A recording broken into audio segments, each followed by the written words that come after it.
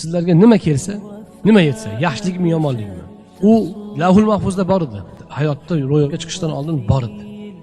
Nega mana shundoq deyapmiz sizlarga? Kayla ta'sav ala ma fatakum. Qo'ldan boy berganiga juda afsus qilmanglar. Va la tafrahu bima atakum. Va qo'linglardagi narsaga juda hovliqmanglar. Odatda biz nima deymiz? Masalan, bir musibat kelsa, endi taqdirda bor ekan deymiz. Lekin kim qo'lga kelgan boylik, xursandchilikni taqdirda bor ekan deb aytadi? Kim? O'zim topdim deydi. Va hokazo. Mana kechagina bir kishi so'radi, kibrga ketmasligi uchun, inson xoliqmasligi uchun nima qilish kerak? Alloh unga yutuq beryapti. Taqdirda bor ekan deyish kerak. Oyat aytayaptiki, sizlar qo'ldan boy berganda ham, qo'ldan bir narsani boy bersanglar ham juda tushkunlikka tushmanglar. Taqdirda bor ekan. Alloh bir yutuqqa erishtirsa, xoliqmanglar.